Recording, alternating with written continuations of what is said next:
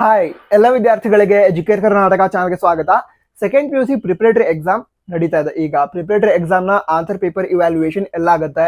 ಯಾರು ಇವ್ಯಾಲ್ಯೂಯೇಟ್ ಮಾಡ್ತಾರೆ, ನಂತರ ಈ ವರ್ಷ ತುಂಬಾ ಸ್ಟ್ರಿಕ್ಟ್ ಆಗಿ ಇವ್ಯಾಲ್ಯೂಯೇಟ್ ಮಾಡ್ತಾರೆ, ಮಾರ್ಕ್ಸ್ ಅನ್ನ ತುಂಬಾ ಕಟ್ ಮಾಡ್ತಾರೆ ಅಂತ ಇದು ನಿಜಾನ ಅಥವಾ ಅಲ್ವಾ? ಈ ರೀತಿ ಹಲವಾರು ಪ್ರಶ್ನೆಗಳನ್ನ ವಿದ್ಯಾರ್ಥಿಗಳು ಕೇಳಿದ್ರು. ಎಲ್ಲ ಪ್ರಶ್ನೆಗಳಿಗೂ ಕೂಡ ಉತ್ತರವನ್ನ ಈ ವಿಡಿಯೋ ತಿಳ್ಕೊಳ್ತಾ ಇದ್ದೇವೆ. ನಂತರ ವಿಡಿಯೋ ನಿಮಗೆ ಖಂಡಿತವಾಗಿಯೂ ಸಹಾಯ ಆಗುತ್ತೆ. ತಪ್ಪದೆ ಲೈಕ್ ಮಾಡಿ. ಈ ಚಾನಲ್ಗೆ ಮೊದಲವರೆಗೆ ವಿಸಿಟ್ ಮಾಡದಿದ್ರೆ ತಪ್ಪದೆ ಸಬ್ಸ್ಕ್ರೈಬ್ ಕೂಡ ಮಾಡಿ. ಯಾಕಂತ ಹೇಳಿದ್ರೆ ಮುಂದಿನ ದಿನಗಳಲ್ಲೂ ಕೂಡ ಬೋರ್ಡ್ ಎಕ್ಸಾಮ್ ಪ್ರಿಪರೇಷನ್ಗೆ ನಿಮಗೆ ಸಹಾಯ ಆಗೋ ರೀತಿ ಹಲವಾರು ವಿಡಿಯೋಗಳನ್ನು ನಾವು ಅಪ್ಲೋಡ್ ಮಾಡ್ತೀವಿ. ಸರಿ, ಈಗ ವಿಷಯಗಳನ್ನ ತಿಳಿದುಕೊಳ್ತಾ ಹೋಗೋದಾದ್ರೆ, ನಮಗೆಲ್ಲ ಗೊತ್ತಿರೋ ರೀತಿ ಸೆಕೆಂಡ್ PUC ಪ್ರಿಪರೇಟರಿ ಎಕ್ಸಾಮ್ ಅನ್ನ ಜಿಲ್ಲಾ ಹಂತದಲ್ಲಿ ಅಂದ್ರೆ ಡಿಸ್ಟ್ರಿಕ್ಟ್ ಲೆವೆಲ್ ಅಲ್ಲಿ ನಡೆಸ್ತಾ ಇದ್ದಾರೆ. ಈಗ ಪ್ರಿಪರೇಟರಿ ಎಕ್ಸಾಮ್ನ ಒಂದೊಂದೇ ವಿಷಯದ ಎಕ್ಸಾಮ್ ಕಂಪ್ಲೀಟ್ ಆಗ್ತಾ ಇರೋ ರೀತಿ ಆ ಒಂದು ಜಿಲ್ಲೆಯಲ್ಲಿ ಇರುವಂತಹ ಎಲ್ಲ ಲೆಕ್ಚರರ್ಸ್ಗೆ ಸ್ಕೀಮ್ ಆಫ್ ಇವ್ಯಾಲ್ಯೂಯೇಷನ್ ಅಂತ ಕಳಿಸ್ತಾರೆ ಡಿಸ್ಟ್ರಿಕ್ಟ್ ಲೆವೆಲಿಂದ. ಈಗ ಎಕ್ಸಾಂಪಲ್ಗೆ ಫಿಸಿಕ್ಸ್ ಎಕ್ಸಾಮ್ ಆಯಿತು ಅಥವಾ ಮ್ಯಾಥಮೆಟಿಕ್ಸ್ ಎಕ್ಸಾಮ್ ಆಯಿತು. ಆ ರೀತಿ ಎಕ್ಸಾಮ್ ಆದಮೇಲೆ ಎಕ್ಸಾಮ್ ನೆಕ್ಸ್ಟ್ ಡೇ ಏನಿರುತ್ತೆ, ಸ್ಕೀಮ್ ಆಫ್ ಇವ್ಯಾಲ್ಯೂಯೇಷನ್ ಅಂತ ಲೆಕ್ಚರರ್ಸ್ಗೆ ಕಳಿಸ್ಕೊಡ್ತಾರೆ. ಆ ಸ್ಕೀಮ್ ಆಫ್ ಇವ್ಯಾಲ್ಯೂಯೇಷನ್ ಏನಂತ ತಿಳ್ಕೊಳ್ಳೋದಾದ್ರೆ, ಈಗ ಫಸ್ಟ್ ಕ್ವಶನ್ ಅದಕ್ಕೆ ಆನ್ಸರ್ ಏನು, ಅದೇ ರೀತಿ ಒಂದು 5 ಮಾರ್ಕ್ ಕ್ವಶನ್ ಇದೆ. ಆ 5 ಮಾರ್ಕ್ ಕ್ವಶನ್ ಅಲ್ಲಿ ವಿದ್ಯಾರ್ಥಿಗಳು ಯಾವ ಯಾವ ಪಾಯಿಂಟ್ಗಳನ್ನ ಬರೀಬೇಕು, ನಂತರ ಎಷ್ಟು ಪಾಯಿಂಟ್ ಬರೆದ್ರೆ ಎಷ್ಟು ಮಾರ್ಕ್ಸ್ ಅನ್ನ ವಿದ್ಯಾರ್ಥಿಗಳಿಗೆ ನೀಡಬಹುದು, ಈ ಎಲ್ಲ ಡೀಟೇಲ್ಸ್ ಸ್ಕೀಮ್ ಆಫ್ ಇವ್ಯಾಲ್ಯೂಯೇಷನ್ ಅಲ್ಲಿ ಇರುತ್ತೆ. ಆ ಸ್ಕೀಮ್ ಆಫ್ ಇವ್ಯಾಲ್ಯೂಯೇಷನ್ ಅನ್ನ ಜಿಲ್ಲಾ ಹಂತದಿಂದ ಲೆಕ್ಚರರ್ಸ್ಗೆ ಕಳಿಸ್ಕೊಡ್ತಾರೆ, ಎಲ್ಲ ಕಾಲೇಜ್ನ ಲೆಕ್ಚರರ್ಸ್ಗೆ ಕಳಿಸ್ಕೊಡ್ತಾರೆ. ನಂತರ ಆ ಸ್ಕೀಮ್ ಆಫ್ ಇವ್ಯಾಲ್ಯೂಯೇಷನ್ ಇದೆ, ಅದನ್ನ ಇಟ್ಕೊಂಡು ನಿಮ್ಮ ಆನ್ಸರ್ ಪೇಪರ್ ಇವ್ಯಾಲ್ಯೂಯೇಷನ್ ಮಾಡ್ತಾರೆ. ಯಾರು ಮಾಡ್ತಾರೆ ಅಂತ ತಿಳ್ಕೊಳ್ಳೋದಾದ್ರೆ, ನಿಮ್ಮ ಕಾಲೇಜಲ್ಲಿ ನಿಮಗೆ ಟೀಚ್ ಮಾಡ್ತಿರುವಂತಹ ಲೆಕ್ಚರರ್ಸ್ ನಿಮ್ಮ ಆನ್ಸರ್ ಪೇಪರ್ ಇವ್ಯಾಲ್ಯೂಯೇಷನ್ ಮಾಡ್ತಾರೆ.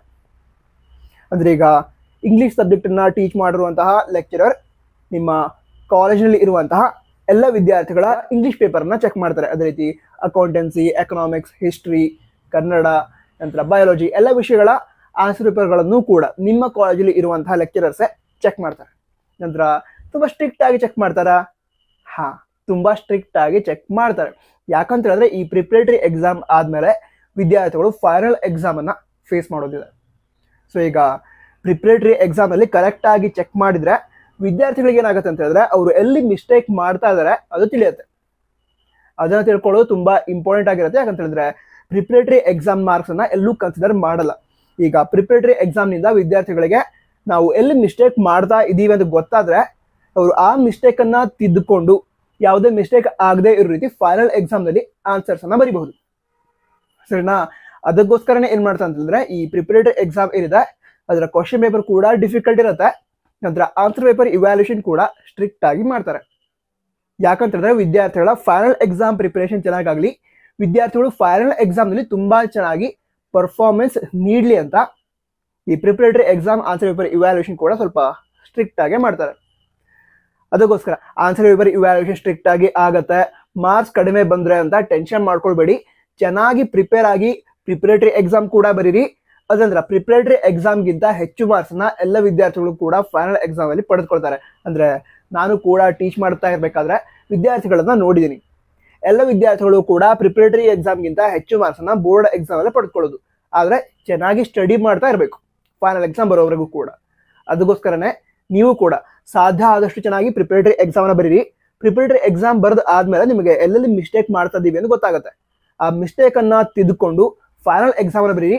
ಪ್ರಿಪರೇಟರಿ ಎಕ್ಸಾಮ್ಗಿಂತ ತುಂಬಾ ಚೆನ್ನಾಗಿ ಪರ್ಸೆಂಟೇಜ್ ಫೈನಲ್ ಎಕ್ಸಾಮ್ ನಲ್ಲೇ ಆಗುತ್ತೆ. ಸರಿನಾ? ಚೆನ್ನಾಗಿ ಪ್ರಿಪರೇಷನ್ ನಡೆಸಿ. ಬೇರೆ ಡೌಟ್ಸ್ ಇದ್ರೆ ಕಮೆಂಟ್ ಹೋಗಿ ತಿಳಿಸಿ. All the best. ನಾವು ಓದಿರೋದು ಕೂಡ ಎಕ್ಸಾಮ್ ನಲ್ಲಿ ಬರುತ್ತೆ, ನಮ್ಮೆಲ್ಲರ ಎಕ್ಸಾಮ್ ಚೆನ್ನಾಗಿ ಆಗತ್ತೆ. ಇದನ್ನ ನೀವು ಕೂಡ ಕಮೆಂಟ್ ಬಾಕ್ಸ್ ಬರೋ ತಿಳಿಸಿ. ನನಗೂ ಕೂಡ ಓದೋದಕ್ಕೆ ಚೆನ್ನಾಗಿ ಅನ್ಸುತ್ತೆ. All the best. ಜೈ ಹಿಂದ್, ವಂದೇ ಮಾತರಂ.